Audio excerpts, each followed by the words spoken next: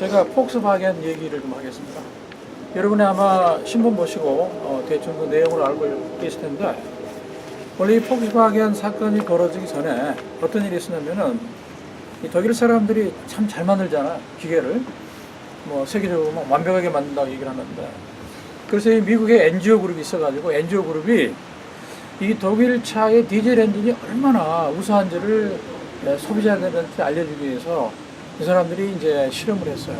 실험을 했는데, 이상하게 실험하다 보니까 독일의 특히 폭스바겐 차를 가지고 디젤 차를 이게 검사하게 됐어요. 그런데 검사하다 보니까 이 사람들이 발표한 이 배기가스 오염 농도하고 심지어는 40배 차이가 납니다.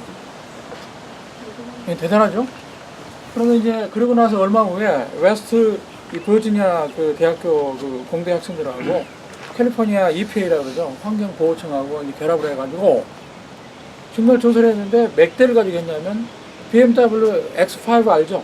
아주 큰 차 그거 하고 폭스바겐 뭐 제타나 이런 몇 가지를 가지고 이제 실험을 했는데 놀라운 사실은 아주 엄청난 차이를 발견해요. 그러니까 이 배기가스가 원래는 이 사람들이 제로라 그러면 보통 이 사람들이 어떤 경우는 4배 내지 40배가 차이 나는 거예요. 엄청난 거죠. 그런데 재밌는 게 뭐냐면 이거보다 상당히 오래전에 2007년도에 원래 이게 제타 엔진이나 이런 그 디젤 엔진을 어디서 부품을 공부하냐면 독일의 보시스라고 유명한 이 부품 회사가 있어요.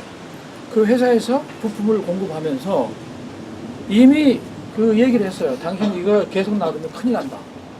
왜 그랬는데 그걸 무시해버렸어요. 그 다음에 더 중요한 것은요.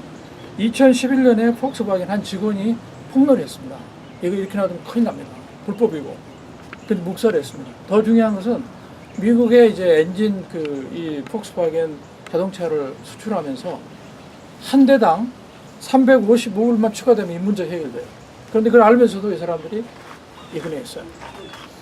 그래서 이게 이 사람들이 지금 얼마 정도를 그 문제가 생기냐면은 폭스바겐이 보통 이 세계적으로 본다면 제일 많이 차를 판매합니다. 그 다음에 토요타인데 지금 이 디젤 엔진을 중심으로 해서 약 보니까 1100만 대 정도를 이미 판매를 했어요. 근데 이 그 차가 일종의 질소 산화물을 배출하는 것이 영국의 1년, 영국 모든 나라가 차가 배출하는 것보다 더 많아요. 자, 놀라운 사실은요, 1년에 우리가 매년 이 대기 오염으로 죽은 사람이 얼마나 될 것 같습니까? 얼마 될 것 같아요? 응? 얼마? 100명? 이 세계가 이 자동차라든가 대기 오염을 만들어서 죽는 사람이 1년에 300만이 됩니다. 앞으로 얼마 더 있으면 600만이 된다는 거예요. 그리고 더 중요한 것은 아프리카나 이런 데가 점점점 이제 그 사람들이 와서 개발하는 과정에서 이 부의 양극 현상이 많아지고 굶어 죽은 사람들이 엄청나게 나옵니다. 자, 제가 이제 시간이 많지 않아서 오늘 성서에게로 가면, 오늘 성서를 보면 성서 창세기 1장과 2장을 보면 하나님께서 우주의 질서를 만드시고 창조하셨습니다. 동물과 식물, 그 다음에 인간을 만드는, 그러니까 자연과 크게 보면 인간을 만드시고 가장 조화로운 질서를 창조하셨습니다. 오늘 성서 보면 하나님이 손수 만드신 모든 것을 보니 보시기에 참 좋았다고 말씀드렸는데요. 이 모든 것은 원래 히브리어로 말하면 이게 칼이라는 뜻인데요. 이게 뭐냐면 영어로 하는 게 all이 아니에요. each, 각각 이랬다는 거예요. 이게 굉장히 중요한 단어예요. 그러니까 만물을 만들었다는 얘기는 우리가 한꺼번에 그냥 쭉 하나님이 일방적으로 만든 게 아니라 각각이 스페셜 모든 자기들의 개성들이나 특징들을 보여주면서 창조했다는 것이죠. 그렇기 때문에 동물과 식물과 인간이라고 하는 것이 가장 조화롭게 하나님께서 각각 만들었다. 따라서 이 각각이라는 말은 뭐냐면 동물, 식물, 자연과 인간이 가장 수평적으로 조화롭게 만들었다는 거죠. 두 번째 거기 보면 보시기라는 말은 라하라는 말인데 이 말은 굉장히 중요해요. 하나님께서 손수 각각 만드신 것을 수평적으로 만드신 것을 보시기에 이런 말은 보시기라는 말은 이런 뜻이에요. 정확히 말하면 이 뜻이 하나님의 수코에 보니 이런 뜻이에요. 각각 수평적으로 자연과 인간을 만드신 다음에 그것을 가만히 생각해 보니 이런 뜻입니다. 하나님께 생각해 보니, 깊이 생각해 보니까 여기 심히 좋았다는 말이 있잖아. 심이라는 것은 베스트란 말이에요. 그러니까 하나님께서 인간과 자연을 조화롭게 만들었고 보니 베스트다. 이건 굉장한 겁니다.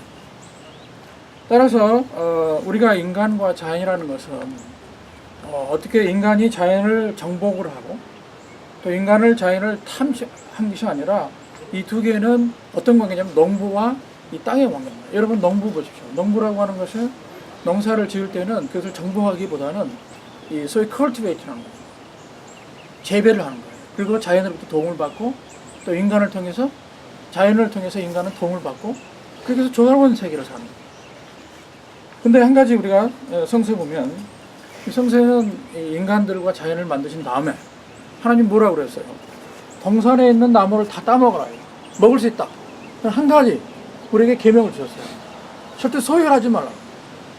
선과 악을 알게 하는 그 나무를 소유를 하지 말라. 이건 굉장히 중요한 얘기인데요. 이건 뭐냐면 우리 인간들이 갖고 있는 욕심, 이 욕심을 극대화하지 말라. 이건 굉장히 중요한 공이라고 하는 뜻이에요. 공. 나눠라. 근데 그걸 어떤 사람이 자기 욕망을 극대화할 때마다 결국은 뭐냐면 하나님께서는 그럴 때마다 우리가 죽음을 받게 됩니다. 사망을 얻게 됩니다. 제가 아까 말씀드린 것처럼 우리 인간이라고 하는 것은 사실 하나님의 조화 가운데, 하나님께서 창조 질서 가운데 존재하기 때문에 이것은 자연을 정복하거나 착취해서는 안 되는 것이죠. 마치 농부가 농사를 잘 갖고 와서 거기서부터 이득을 받고 생존하게 되는 거죠. 그래서 여러분들에게 오늘 우리가 보면 이 아까도 말씀했지만 인간이 자연을 착취하고 또 인간의 이성을 극대화하는 과정에서 자연은 엄청난 고통을 당합니다. 그래서 어떨 경우는 이 자연의 고통이 우리 인간들에게 보복을 하기 시작해요. 인간의 생명을 파괴하기도 하고 또 어떤 사람을 어떤 그루들은 이 식상이 없어 굶어 죽기도 합니다. 그래서 우리가 생각할 것은 뭐냐면 자연이라고 하는 것을 보십시오.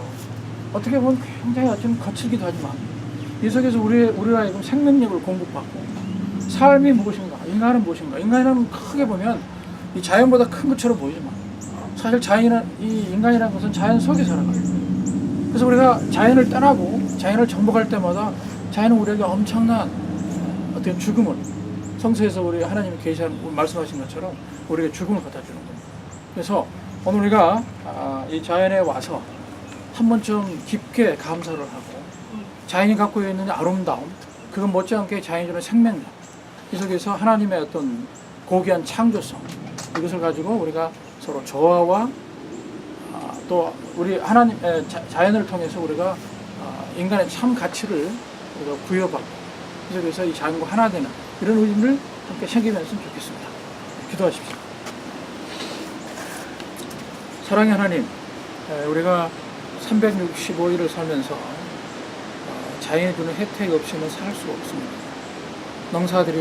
농부가 농사를 지어서 우리 모든 사람들이 생명을 얻고 또 여름에는 따뜻함을 통해서 우리들이 자연의 또 세상을 경험하고 또 가을에는 또 농사의 결실을 맺고 이런 사계절의 아름다움을 우리가 보습니다. 그러나 어떤 경우는 우리들의 욕망이 너무 극대화돼서 자연을 극복하고 자연을 체벌하고 자연을 너무 학대하는 그런 모습을 보게 됩니다.